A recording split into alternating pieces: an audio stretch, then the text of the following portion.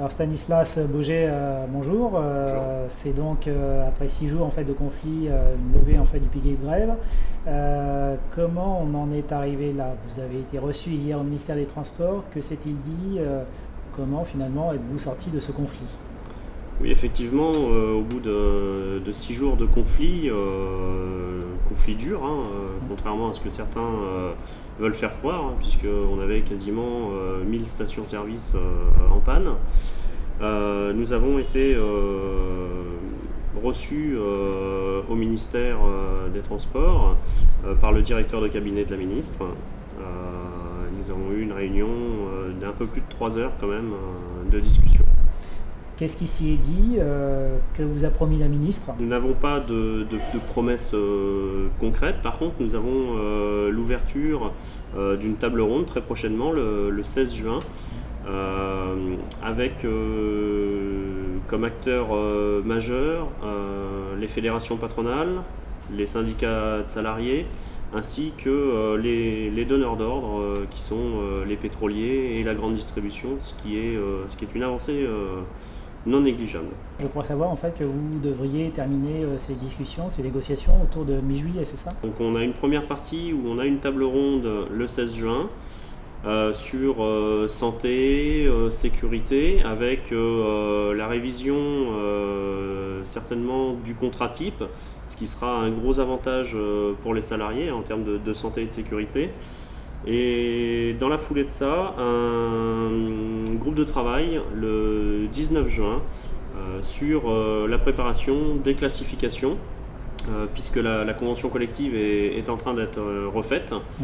Et nous allons changer la classification, donc nous allons préparer ça et le gouvernement a insisté pour que ce soit rapide, puisque c'est un dossier qui traîne depuis des années et des années et qui n'aboutit jamais. Donc là, pression du gouvernement pour que ça aboutisse pour le groupe de travail du 19 juin.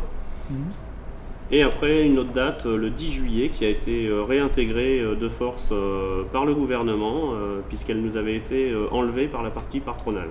En quoi la modification d'un contrat type va-t-il satisfaire la sécurité des transporteurs? Alors le contrat type en matière dangereuse, il régit un socle minimum que les transporteurs ne peuvent pas dépasser. Ça leur permettra de répercuter et de ne pas trop descendre lors des appels d'offres, et ça permettra aux conducteurs, nous espérons, d'exercer moins de tâches qui leur sont demandées alors qu'elles incombent aux chargeurs. Sur la modification de la convention collective, c'était l'une de vos principales revendications. Vous avez eu gain de cause?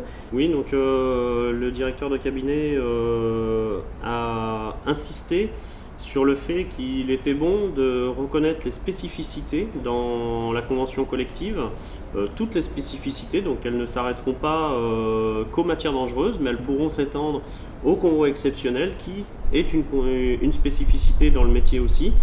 Donc ça va permettre d'aller vers le haut, de pousser la convention collective vers le haut. Ouais. Et concernant les revendications salariales, qu'en est-il? Les revendications salariales, pour l'instant, tant que la classification n'est pas terminée, puisque c'est la classification qui déterminera les grilles de salaire. Quel est le mental des camarades actuellement? Bien, le mental des camarades est bon, enfin des camarades et des salariés qui sont partis en grève aux côtés de la CGT. Il est bon, mais par contre ils sont sceptiques. Ils ont peur que ce soit des paroles en l'air.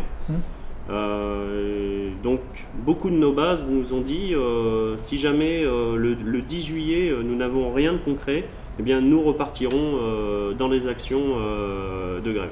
D'accord. Stanislas, merci. De rien.